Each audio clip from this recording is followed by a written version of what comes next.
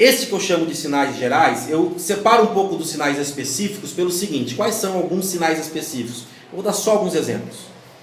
São aqueles sinais que não ocorrem toda hora, vai ocorrer só uma vez, com um objetivo muito específico. Exemplos: Isaías capítulo 66, versículo 8 fala que Israel nasceria e seria fundada novamente em um dia. A pergunta de Isaías é: quando que você viu um país, uma nação nascer em um dia? Como se fosse um bebê. Pois Israel nascerá em um dia. Isso ocorreu no ano de 1948, quando a ONU decretou a existência do Estado de Israel. Esta profecia específica foi cumprida. Eu não vou entrar aqui hoje nas profecias que falam sobre Israel.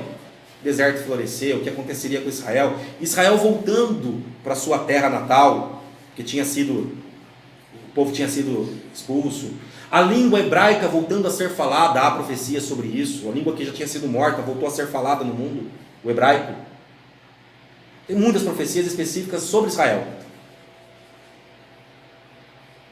Tem uma profecia específica que nós falamos semana passada, que é o aparecimento do anticristo para assinar o tratado de paz. Quando esse homem assinar esse tratado de paz, tenho certeza, esse é um sinal muito específico. Porque na palavra de Deus diz que em Israel está determinado que haverá guerras até o fim dos tempos, até esse momento que assine-se esse tratado de paz. Não haveria paz em Israel até esse momento. Então esse sinal, quando ocorrer este acontecimento, é muito específico. Isso é um sinal específico. Um outro grupo de sinais específicos é o que nós vimos quando nós falamos sobre as 7 trombetas no primeiro dia, e que nós citamos particularmente as 4 primeiras trombetas. As 4 primeiras trombetas, lá em Apocalipse capítulo 8, falam especificamente de um meteoro que vem para a Terra, e antes do meteoro principal grandão, vem aqueles pedacinhos de meteoritos menores, e a Bíblia fala na primeira trombeta sobre uma chuva de saraiva que virá sobre a terra. A segunda trombeta, um grande monte ardendo em fogo cairá sobre o mar, ou seja, um meteoro maior. A terceira trombeta, um outro meteoro, uma estrela ardente também que vem do céu e cai sobre as fontes de águas, ou seja, um segundo meteoro menor caindo, né? E a quarta trombeta fala de escurecer-se 1/3 do sol, da lua e das estrelas. E nós explicamos aqui naquela vez que isso nada mais é que um evento único em 4 partes. E quando vem um meteoro em direção à Terra, isso aí, filmes, ciência e tal, né? Vem primeiro aqueles meteoritos menores, meio que abrindo o caminho, que é a chuva de saraiva que fala. Aí fala ali um meteoro grande e um outro tamanho um pouco diferente, uma composição diferente. 2 meteoros, um no mar, outro na Terra. E ainda fala de apagar-se 1/3 do sol, da lua e das estrelas, e nós sabemos que quando o meteoro cai na Terra, levanta uma poeira. Creio eu que o que João viu interpretando é o levantamento dessa poeira que vai encobrir e tapar a luz do sol, da lua e das estrelas. Essa poeira que vai levantar. Então é muito específico, porque meteoro não é uma coisa, meteoro grande, que cai toda hora no planeta. E um outro detalhe, ele dá uma sequência ali, detalhes do acontecimento, que a chuva de saraiva, por exemplo, que vem antes dos meteoros grandes, vai cair sobre uma grande floresta, com pouca gente habitando. O grande é sobre o mar. Então diz o local que vai cair, o jeito que vai cair, né? Então essa sequência de sinais é muito específica, não é uma coisa que ocorre sempre. São alguns sinais específicos que quando acontecer, por exemplo, o anticristo e esses meteoros, vai estar muito claro. Gente, está aqui. Só voltando a relembrar que, para aqueles que acreditam que o arrebatamento ocorre no início, antes da tribulação ocorrer, né, para aqueles que acham que antes de tudo isso a igreja é arrebatada, as pessoas que assim acreditam têm um problema, né? Claro que pode ser isso. Eu acredito que o arrebatamento ocorre no meio. Mas se ele ocorrer no início, nós não vamos ver a maior parte desses sinais e dessas coisas e do meteoro e nada disso, porque a igreja vai ser arrebatada.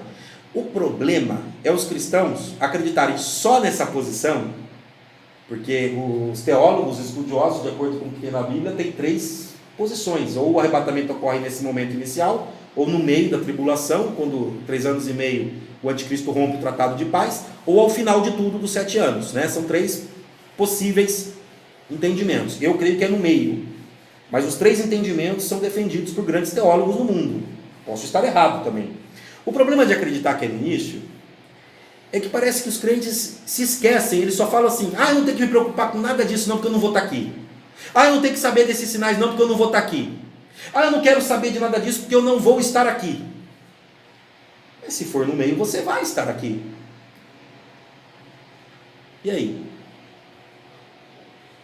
Como é que vai fazer se começarem esses sinais, virem meteoros e você ainda não foi arrebatado? O que vai acontecer com a sua fé se de repente você acreditou piamente que você já deveria ter sido arrebatado e não aconteceu nem com você nem com ninguém? E essas coisas estão começando aí, o anticristo aparece, e o meteoro cai, e aí? Como é que você fica? O que você vai pensar? Será que você vai pensar que, puxa, então acho que era tudo mentira, porque não aconteceu daquele jeito que eu achava que era, então não vai acontecer.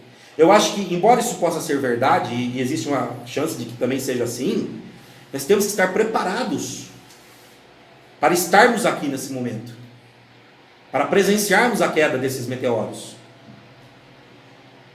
para vermos o anticristo tomar o poder. E se eu estiver enganado, tanto melhor. A gente sobe antes e não tem que se preocupar mesmo. Mas nós não podemos ter a atitude responsável de falar: não quero nem saber porque eu não vou estar aqui. Eu acho que negar isso tudo é uma atitude irresponsável, né? Mas existem esses sinais, estão previstos. Jesus deixou o aviso: olha, vai acontecer. E só para fechar nas palavras de Jesus, Mateus capítulo 16, do 1 ao 4.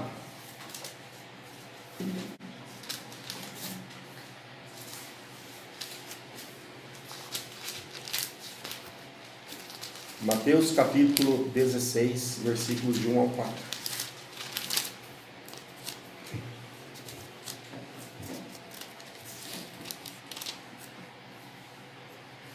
Ok?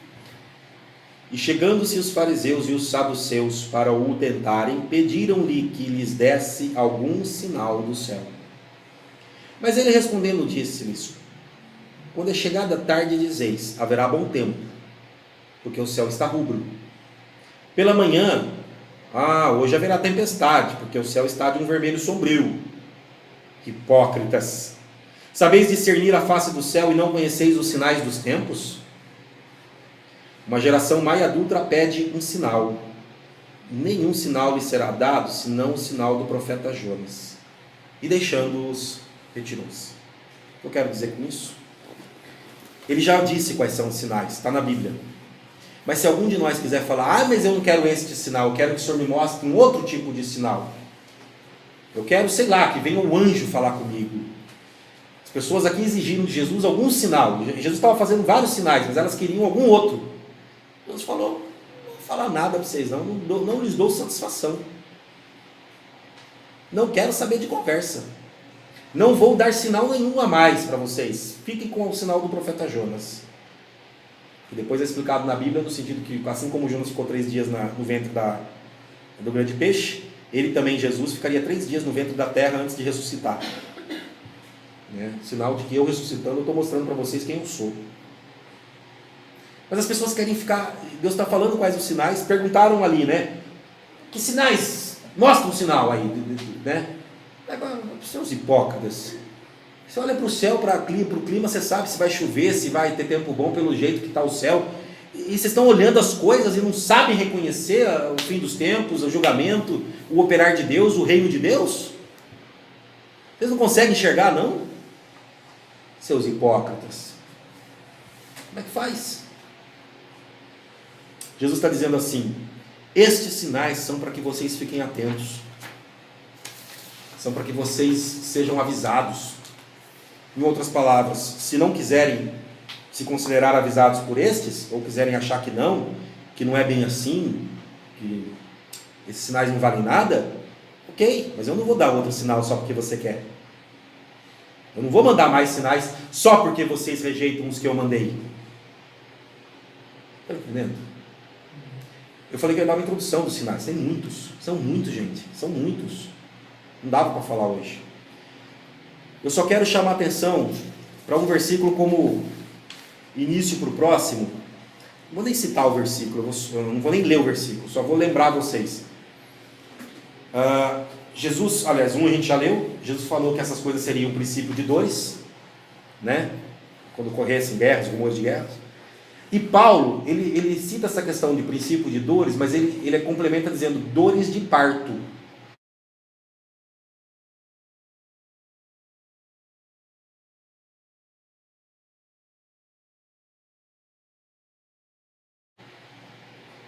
É como as dores de parto. Bom, só tem a Paula aqui, minha esposa, que já foi mãe. Já passou pela experiência de ser mãe. Né?